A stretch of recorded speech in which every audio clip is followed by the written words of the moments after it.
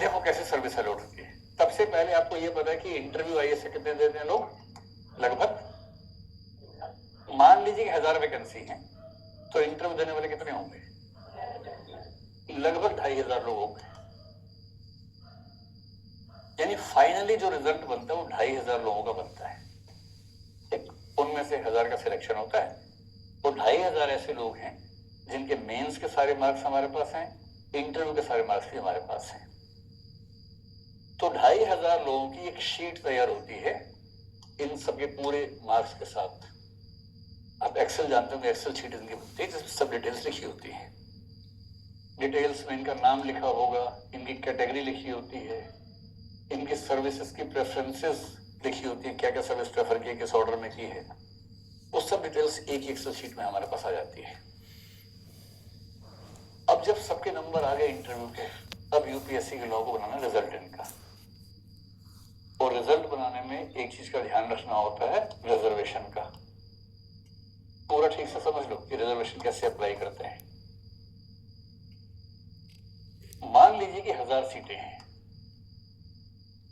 Round figure में maths आसान में रहता है ना, अगर 933 मानेंगे तो मुश्किल हो जाएगा, तो 1000 में आसान रहता है।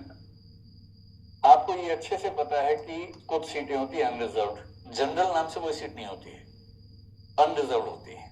ठीक, कुछ होती हैं एससी की, कुछ होती हैं एसटी की, कुछ होती हैं ओबीसी की, कुछ होती हैं ईडब्ल्यूएस की, और कुछ होती है पीडब्ल्यूबीडी। पीडब्ल्यूबीडी क्या होता है, पर्सन्स विद बेंचमार्क डिसेबिलिटीज, यानी जो डिसेबिलिटी के एक बेंचमार्क के ऊपर हो। आमतौर पे 40% डिसेबिलिटी है तो हम मानते हैं कि वो आरक्षण की श्रेणी में आएगा। अगर 40% से कम डिसेबिलिटी है तो वो आरक्षण में नहीं आएगा। ये मोटा मोटा तरीका है। आपके मन में आएगा कि ये टूटी हुई लाइन क्यों है, इसकी वजह है, ये है हॉरिजॉन्टल रिजर्वेशन और ये सारा होता है वर्टिकल रिजर्वेशन। इसमें ये अंतर है। इसका मोटा मोटा अंतर यह है कि वर्टिकल रिजर्वेशन में आप अपनी कैटेगरी से जंप करके अनरिजर्व में जा सकते हैं, हॉरिजॉन्टल में आप अपनी कैटेगरी को जंप करके दूसरी कैटेगरी में नहीं जा सकते। और हॉरिजॉन्टल बटी होती है सबके अंदर। कैसे बटी होती है, पीडब्ल्यूबीडी अनरिजर्व के अंदर भी है, इसके अंदर भी 3%, इसके अंदर भी 3%, इसमें भी 3%, इसमें भी 3%, सबके अंदर बटा हुआ है। तो जो सब कैटेगरी बाकी कैटेगरीज के अंदर बटी हुई हो उसको बोलते हैं हॉरिजॉन्टल। ऐसे ऐसे ऐसे। और वर्टिकल का मतलब आप ओबीसी में हैं लेकिन नंबर ज्यादा आ गए तो जनरल में चले जाएंगे, अनरिजर्व हो जाएंगे। तो पीडब्ल्यूबीडी से आप नॉन पीडब्ल्यूबीडी में नहीं जा सकते, और हर कैटेगरी के अंदर सीट्स आपके पास हैं, इसलिए इसका नाम है हॉरिजॉन्टल रिजर्वेशन। सुप्रीम कोर्ट ने इसकी बहुत व्याख्याएं की हुई हैं, बहुत विस्तार में की हुई है। अब हम एक काम करते हैं, अनुमान लगाते हैं।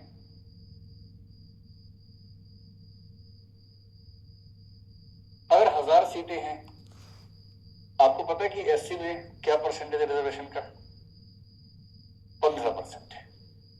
तो एससी की सीट्स कितनी है, 150 है। एकदम सिंपल मैथ्स है। एससी का रिजर्वेशन 7.5% है, कितनी सीटें होंगी, 75 होंगी। ओबीसी का रिजर्वेशन 270 में 27% है, तो कितना होगा, मैंने पहले पेपर लीक हो गया था। 270 और ईडब्ल्यूएस का नया नया आरक्षण मिला है 10% है। ये तो और आसान है, 10,000 कितना आसान है, 100। ये सीटें अलग से नहीं है क्योंकि ये सीटें इन सब के अंदर अंदर है, तो इसको अलग से काउंट नहीं करेंगे। इन चारों को छोड़ के जितना बचेगा उसको बोलते 39.5 या 40.5%, क्योंकि सारा मिलाएंगे ना 59.5 है। तो बचेंगी सीटें 405, 40.5%। तो 405 सीटें जनरल की हैं। जनरल शब्द से भ्रम हो जाता है, ये जनरल की नहीं है, अनरिजर्व सीट्स। अनरिजर्व का मतलब है किसी के लिए फिक्स नहीं है, कोई भी अपनी योग्यता से इसमें आ सकता है। जो भारत सरकार का या सुप्रीम कोर्ट की व्याख्या है वो ये व्याख्या है इसको लेकर। यहां तक आनी स्पष्ट है आप लोगों को। चलिए तो अगले स्टेप पे आते हैं।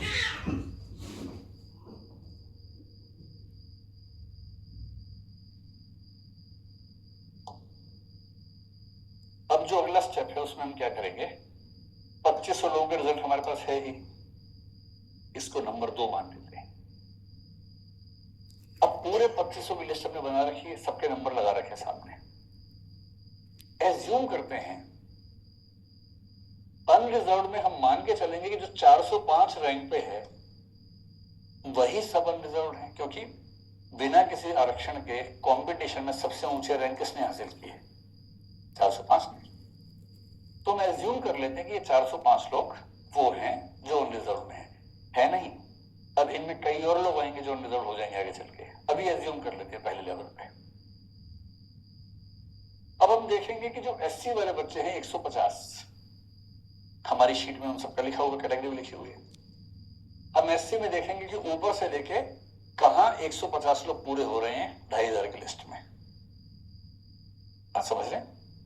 बेशक रैंक 1 भी एससी कैटेगरी से हो, बेशक रैंक 10 भी हो, जो भी हो, हम ऊपर से देखेंगे कि 150 लोग कहां पूरे हो रहे हैं। और मान लीजिए कि 875 रैंक पर जो बच्चा है वो एससी कैटेगरी का 150वां बच्चा है, तुमने वहां निशान लगा दिया।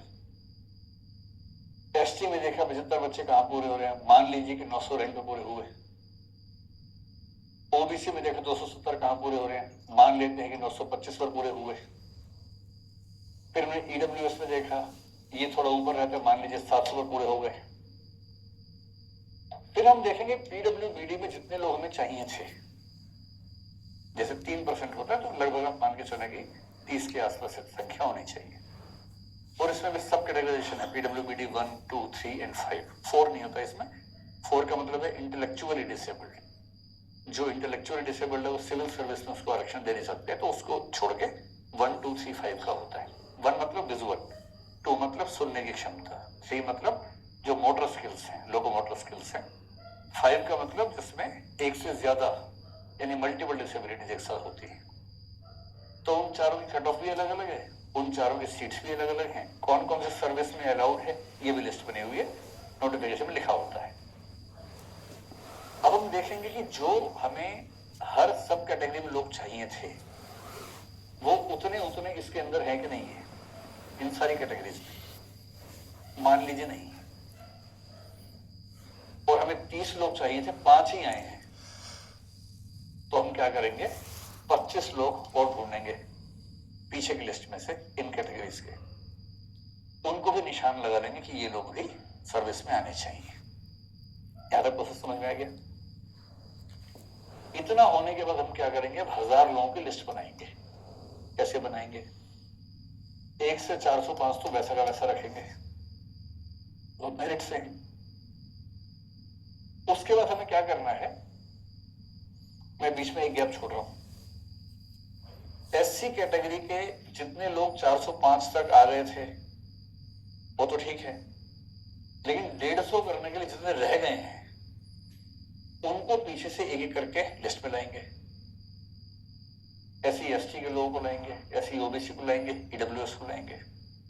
इन सब का रैंक अलग अलग होगा, किसी का 415 हो सकता है, कोई 440 पे हो सकता है, कोई 460 पे हो सकता है, इनमें से एक एससी हो सकता है, ईडब्ल्यूएस हो सकता है, जो भी होगा उनके रैंक वैसे ही रहेंगे, हम रैंक को छेड़ेंगे नहीं, उसी क्रम में 405 के पीछे लगाते जाएंगे। यानी 406 पे जो होगा, हो सकता है कि 2500 की लिस्ट में उसका रैंक 425 था, पर 406 से 424 तक अनरिजर्व लोग थे, उनको सीटें भी देनी नहीं है। अब किसको देनी है? जो बची हुई रिजर्वेशन वाली सीटें हैं, तो 425 वाला निकालेंगे, वो किस रैंक पे आ जाएगा? 406 पे आ जाएगा। ऐसे करते करते पूरी लिस्ट बनाएंगे 1000 लोगों की। और सबसे अंत में ध्यान रखते हैं कि जो हॉरिजॉन्टल रिजर्वेशन है वो हुआ कि नहीं हुआ, वो अलग से देना नहीं होता है। अगर उतने लोग वैसे ही आ गए तो रिजर्वेशन नहीं दिया जाएगा, नहीं आए हैं तो देना होगा। कैसे? मान लीजिए कि जनरल में हमें 3% रिजर्वेशन देना था, तो 13 लोग के आसपास पीडब्ल्यूबीडी के होने चाहिए उन सब कैटेगरी से भी। तो हम देखेंगे कि वो 13 लोग 405 में है या नहीं है। मान लेते हैं कि उनमें से 2 ही आ पाए, तो हम क्या करेंगे, लास्ट में 13 लोगों को प्लस करेंगे पीडब्ल्यूबीडी के जनरल में। और जब जनरल में प्लस करेंगे तो जनरल के जो आखिरी 13 लोग थे सिलेक्टेड, उनको बाहर निकाल देंगे। उनके बदले ये 13 लोग उसमें शामिल हो जाएंगे। रैंक इनके सबसे पीछे रहेगा, 990 रहेगा, 995 रहेगा, वो अलग बात है। पर हमें 1000 लोगों की लिस्ट में उतने लोग चाहिए जिस कैटेगरी के जितने लोग होने चाहिए थे। बस स्पष्ट हो गया आप लोगों को। इस तरह से पूरी 1000 लोगों की लिस्ट बन जाती है और 1000 लोगों की लिस्ट बनने के बाद फिर अगले स्तर पे होता है एलोकेशन ऑफ सर्विसेज।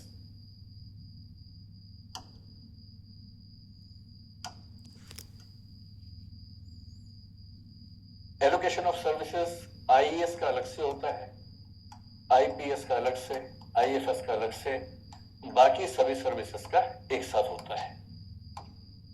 इसका मतलब क्या हुआ?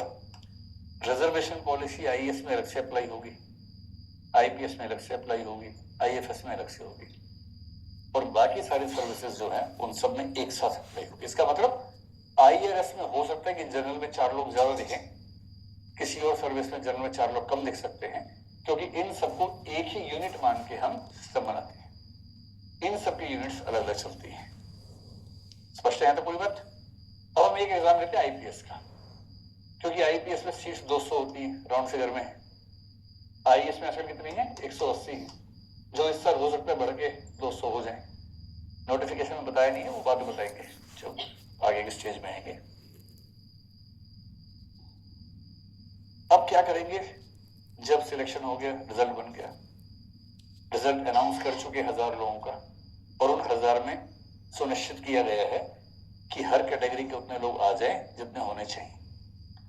और अंत में एक बात ध्यान रखते हैं हमेशा,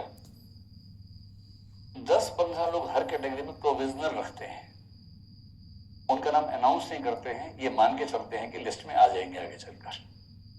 आप देखेंगे यूपीएससी हर साल एक सेकंड लिस्ट निकालती है, वो निकालने की वजह ये भी आपको समझ में आएगी क्यों निकालती है, अभी समझ में आ जाएगा। अब एज्यूम करते हैं, चलिए आईएएस एज्यूम कर लेते हैं, ठीक है, आईएएस हमें देना है सब लोगों को। हमने सीधे क्या की, लिस्ट निकाली, एक एक्सेल शीट बनी हुई है, उसमें सबकी जानकारी है। करना सिर्फ इतना है कि हमें 4-5 चीजों पर ध्यान देना है। एक, देखना है कि वैकेंसी उस सर्विस में है या नहीं हमारे पास। दूसरा, देखना है कि जिस बच्चे का है रैंक उसका क्या है। तीसरा, देखना है कि मेडिकल फिटनेस उसकी है या नहीं, विशेष रूप से आईपीएस वगैरह में ज्यादा। आप जिस दिन इंटरव्यू देंगे ना, उसके अगले दिन आपका मेडिकल चेकअप होगा, पूरा दिन भर चलता है, सुबह 9 से शाम 5 तक। दिल्ली के ही किसी अस्पताल में भेजेंगे आपको, सुबह से शाम तक परेड होती है ठीक से। हाँ, सब कुछ हो, मतलब एक्सरे बीच में डिबेट हो गई थी कि हो या ना हो, फिर बाद में होने लगा था, लेकिन बाकी बहुत सारे चेकअप होते हैं। उन चेकअप के बेस पे वो हॉस्पिटल का जो बोर्ड है वो रिपोर्ट बनाता है आपकी। एक रिपोर्ट है फिट फॉर ऑल सर्विसेज, एक है फिट फॉर नन, कि किसी भी सर्विस के लिए फिट नहीं है। रेयरली ऐसा होता है, 2500 में शायद 1-2 बच्चों का होता होगा, उनको भी नहीं पता था। कोई ऐसी कंडीशन है जो पता ही नहीं थी, कहना नहीं चाहिए। मान लीजिए किसी को बहुत सीवियर कैंसर है, पता ही नहीं था, बिल्कुल नहीं पता था, और टेस्ट में पता लगा कि उसकी क्षमता ही नहीं काम करने की, तो क्या आ जाएगा? Fit for none. कभी कभी क्या होता है, टेम्परेरीली अनफिट, और महीने लिखे होते साथ में, कितने महीने के लिए अनफिट है, 3 महीने, 6 महीने, 9 महीने, ऐसे लिखा होता है। जैसे मुझे ध्यान है, एक व्यक्ति के साथ ऐसा हुआ कि सिलेक्शन हो गया, सब कुछ हो गया, मेडिकल में है कि उसको टीबी है, ट्यूबरकुलोसिस। अब पहले का जमाना होता टीबी, तो लोग फिर फूल मालाएं अर्पित करने लग जाते हैं कि परम धाम की यात्रा मुबारक हो। आज के जमाने में तो कोई दिक्कत नहीं, दवाई खाओ ठीक हो जाता है। तो ऐसे लोगों को आजकल आमतौर पर 6 महीने या 8 महीने मिलते हैं कि आप दवाई खा के ठीक होके एक मेडिकल रिपोर्ट लेके आइए कि आप एकदम ठीक हो गए। तो ऐसे लोग फिर 6-8 महीने छुट्टी लेके दवाइयां खाते हैं, ठीक होते हैं। चेस्ट का एक्सरे, जो जिस डिपार्टमेंट टीबी है, एक्सरे करवाया, रिपोर्ट सबमिट की, फिर ज्वाइन करते हैं। वरना अगर पहले ज्वाइन कर लिया, अगले साल सबको हो गया, फिर सब दवाइयां खा रहे हैं। तो इसलिए अगर कोई ऐसी प्रॉब्लम किसी को है जो कम्युनिकेबल है, तो पहले उसको ठीक होना होगा, उसके बाद ज्वाइन कर सकते हैं। इसको बोलते हैं टेम्परेरीली अनफिट। या मान लीजिए कोई आईपीएस के लिए वैसे एलिजिबल है और उसका बीएमआई गड़बड़ है, BMI का मोटा मोटा मतलब है कि शरीर बहुत भारी हो गया है और IPS बनना है, मिल भी रहा है IPS, वैसे फिट है मेडिकली हर तरह से, पर वो दौड़ता है तो उसको दिक्कत होती है। तो फिर उसको बोलेंगे भाई 6 महीने का टाइम है, BMI ठीक करके आओ, बॉडी मास इंडेक्स ठीक करके आओ, जब फिटनेस के पैमाने पे आ जाओगे तब आपको परमिशन मिलेगी IPS की। इस तरह से ये होता है टेम्परेरीली अनफिट। और कभी कभी होता है fit for these services, unfit for these services. जैसे कलर ब्लाइंड है तो आपको 4 पुलिस सर्विस नहीं मिलेंगी और एक IRMS का ट्रैफिक नहीं मिलेगा। तो मेडिकल फिटनेस सर्टिफिकेट भी सरकार देखती है, DOPT के लिए बड़ा जरूरी है, उसको देख के अलॉटमेंट करते हैं। तो वैकेंसी हो, रैंक हो, फिर आपका प्रेफरेंस, आपने उस सर्विस की क्या भरी है, और एक देखेंगे आपकी कैटेगरी क्या है। ये 5 चीजें लेके बैठते हैं वो लोग। पूरा डिपार्टमेंट रात दिन काम करता है आपको सर्विस अलॉट करने के लिए, क्योंकि एक दाएं में हुआ कोई केस कर देगा, फिर कोर्ट में जाके झगड़ा करते रहो, तो एक भी ऐसा मामला ना हो कि कोई केस कर सके, इतना ध्यान रखना पड़ता है। अब शुरू किया, देखिए कैसे रिजर्वेशन भी इसमें कैसे अप्लाई होता है, सारा आपको एक ही बार में समझ में आ जाएगा। रैंक 1 उठाया, रैंक 1 में देखा उसकी पहली प्रेफरेंस क्या है, प्रेफरेंस है IAS। फिर देखा वैकेंसी है या नहीं, तो वैकेंसी है, 180 वैकेंसी है, रैंक 1 पे तो है, सीधी सी बात है, वैकेंसी है। वैकेंसी भी किसमें, उसी कैटेगरी में, तो वैकेंसी इन कैटेगरी, तो आया कि है भाई वैकेंसी भी कैटेगरी में। इसको थोड़ा सा उठा के नीचे ले आते हैं।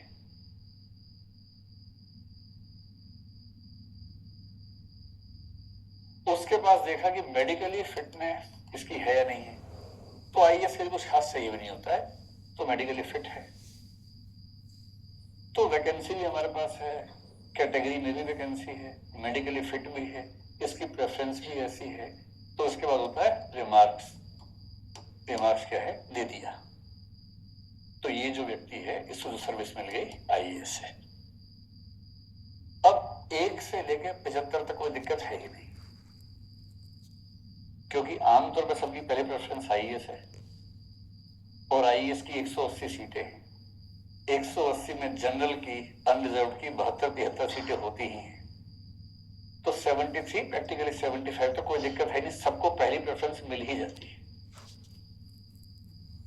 अब मान लो कि रैंक है किसी का 77 और IAS जनरल वाला अभी अभी खत्म हुआ है। इस बच्चे की पहली प्रेफरेंस क्या है, IAS है, कैटेगरी मान लीजिए उसकी OBC है, ठीक। और इस बच्चे ने अभी तक ना फिल्म्स में ना मेंस में रिजर्वेशन का फायदा उठाया है। बड़ा जटिल नियम है इस मामले में। अभी सुप्रीम कोर्ट ने तो इसकी व्याख्या में कुछ और ऐसा बोल दिया जो मुझे भी लगता है कि थोड़ा सा रिवाइज करना पड़ेगा उसको। UPSC का सरल सा नियम है, अगर आपने सिविल सर्विस को वो एक सिस्टम मानते हैं पूरा,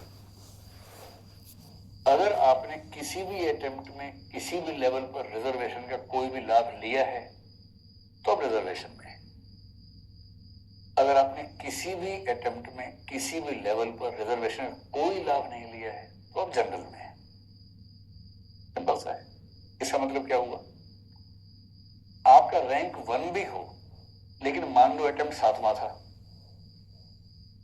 तो अब जनरल हैं या रिजर्व हैं, रिजर्व है, क्योंकि अटेम्प्ट ही नहीं मिलता आपको।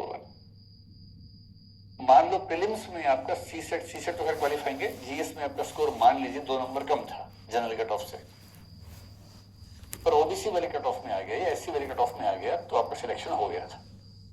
मेंस में आपने शानदार लिखा, टॉप कर लिया, इंटरव्यू बढ़िया, रैंक 2 आ गया आपका IAS में, पर क्योंकि प्रीलिम्स में आपने 2 नंबर का बेनिफिट लिया था तो आपको ट्रीट किस में करेंगे, रिजर्व में करेंगे। अब मान लीजिए अटेम्प्ट आपका दूसरा है, दूसरे अटेम्प्ट में ना प्रीलिम्स में फायदा लिया, ना मेंस में लिया, ना इंटरव्यू में लिया, और आपका बहुत अच्छा रैंक आ गया, 5वां रैंक आ गया। पर पिछले अटेम्प्ट में जो पहला अटेम्प्ट था उसमें आपका मेंस क्वालिफाई हुआ था रिजर्वेशन की बदौलत और आपने इंटरव्यू दिया था, सिलेक्शन नहीं हुआ। तो सुप्रीम कोर्ट में केस हुआ तो सुप्रीम कोर्ट ने स्पष्ट रूप से कहा कि हम इस पूरे एग्जाम को एक ही इंटीग्रल जस्ट आप मानेंगे। अगर आपने किसी भी अटेम्प्ट में फायदा लिया तो उसका बेनिफिट आपको बाद के अटेम्प्ट में ही मिलता रहता है, तो हम ये मानेंगे कि आप रिजर्व कैटेगरी में ही होंगे अगर किसी भी अटेम्प्ट में कोई बेनिफिट लिया है तो। और असली खेल तो यहाँ है। मैं आपको समझाने के लिए बात करूं, जैसे 405 रैंक तक हम मान के चलने के अनरिजर्व है। इन 405 में लगभग 100 लोग ऐसे होने चाहिए, अनुमान से कह रहा हूं मैं, जिन्होंने जो कैटेगरी भरी है वो एससी भरी है, एसटी भरी है, ओबीसी भरी है या ईडब्ल्यूएस भरी है। इनकी संख्या 100 के आसपास मेरे अनुमान से होनी चाहिए लगभग। इन 100 पे भाई, इन 100 के बाद जो भी होंगे वो तो एससी एसटी ओबीसी की वजह से सिलेक्ट हो रहे हैं। ये 100 सिलेक्ट हुए अपनी मेरिट से यहां तक। मेरा अनुमान यह है कि इन 100 में से लगभग 80 से 90 लोग फाइनली रिजर्वेशन की कैटेगरी में एडजस्ट होंगे, अनरिजर्व नहीं रहेंगे। क्यों नहीं रहेंगे जब हम चेक करेंगे। उनमें से कुछ का अटेम्प्ट शायद 7वां हो सकता है, कुछ ऐसे हो सकते हैं जिनकी एज जो जनरल वाली एज उससे ज्यादा एज है। मान लो 33 की उम्र है, अटेम्प्ट दूसरा ही है, एज का बेनिफिट मिल गया। कुछ ऐसे होंगे जिनको पिछले किसी अटेम्प्ट में कोई ना कोई बेनिफिट लिया होगा और यूपीएससी, डीओपीटी और सुप्रीम कोर्ट के हिसाब से पूरे एग्जाम में कभी बेनिफिट लिए तो आपको हम उस कैटेगरी में मानेंगे। उन 100 में से 30-40 तो यही कन्वर्ट हो जाएंगे रिजर्वेशन वाले में। बाकी जो बचेंगे 60, उनमें से 40 अभी और होंगे। कैसे होंगे? मान लो 77 रैंक है किसी बच्चे का, ओबीसी कैटेगरी से, फर्स्ट प्रेफरेंस आईएएस था और इसने किसी भी अटेम्प्ट में किसी भी लेवल पर अभी तक आरक्षण का लाभ नहीं लिया है, थ्रू आउट जनरल से चल रहा है और जनरल मेरिट में चल रहा है। अब यहां अगर ये ओबीसी में है तो आईएएस मिल जाएगा, और अगर ये खुद को अनरिजर्व मानना चाहता है तो आईएएस नहीं मिलेगा, क्योंकि अनरिजर्व में आईएएस की कट ऑफ 75 पे खत्म हो गई। तो ये आईएएस लेगा या नहीं लेगा? लेगा। जैसे ही आईएएस लेगा इसी कैटेगरी ओबीसी काउंट हो जाएगी, और अब तक ये बेशक अनरिजर्व चल भी रहा था, अब ये क्या माना जाएगा? ओबीसी माना जाएगा, क्योंकि सर्विस के सिलेक्शन में आपने अपने रिजर्वेशन की कैटेगरी का बेनिफिट ले लिया है। जैसे इसको आईएएस मिला, वैकेंसी मिल गई, ओबीसी मिल गया, मेडिकल फिट है ही। अब क्या होगा कि आईएएस की 180 में से जो ओबीसी की वैकेंसी 27% थी, 27 के बाद कितनी होंगी? लगभग 20 मान लीजिए, 47 मान लीजिए। उन 47 में से -1 एक चली गई। अब इसके बाद 46 और ओबीसी बच्चों को आईएएस मिलेगा। समझ पा रहे? तो 75 रैंक के बाद जनरली हर व्यक्ति जो आरक्षित वर्ग में है वो अपने आरक्षण की वजह से सर्विस बेहतर उसको मिल जाती है, और जैसी सर्विस बेहतर मिलती है नॉर्मल की तुलना में, उसी कैटेगरी क्या हो जाती है? रिजर्वेशन वाली हो जाती है।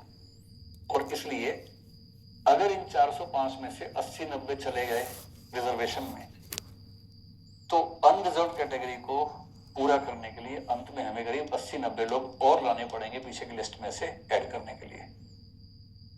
ये आपकी सेंटेंस समझ में आया आप लोगों को? शुरू में 405 निकाल लिए थे, हमने माना कि वो अनरिजर्व है क्योंकि वो मेरिट से हैं। बाद में देखा कि उन 405 में से 20-30 ऐसे थे जिन्होंने पहले बेनिफिट लिया हुआ था तो रिजर्व हो गए। फिर देखा कि सर्विस के एलोकेशन में लगभग हमने 30-40-50 लोगों को बेटर सर्विस एलोकेट की, उससे वो रिजर्वेशन में चले गए। और इसका मतलब ये होगा जो 70 लोग चले गए, अनरिजर्व कैटेगरी के 70 लोग और चाहिए आपको, तो 405 के बाद जो 70 रैंक में लोग होंगे उनको लेके आएंगे। उन 70 में से 8-10 फिर रिजर्वेशन में चले जाएंगे, या 15-20 चले जाएंगे, फिर 15-20 लेके आएंगे उसके बाद, और ऐसे करते करते अगर 1000 कुल रैंक्स हैं तो मोटे तौर पर 450 से 550 के बीच में संख्या होती है जहां तक अनरिजर्व कैटेगरी चलती है। वो एक एक रैंक पे करना पड़ता है ना, जब सारे रैंक फाइनल होते हैं तब जाके समझ में आता है कि फाइनली कितने लोग कौन से रैंक पे जाके सेट होंगे। समझ में आ रहा है यहाँ तक? कहीं कोई समस्या? तो एलोकेशन ऑफ सर्विसेज इस तरह से होता है। अब एक एग्जांपल लेके देखिए, मान लीजिए 180 रैंक है किसी का, प्रेफरेंस उसने भरी है आईएएस, आईपीएस और आईएफएस। ये वही तालाब में नहा रहा है,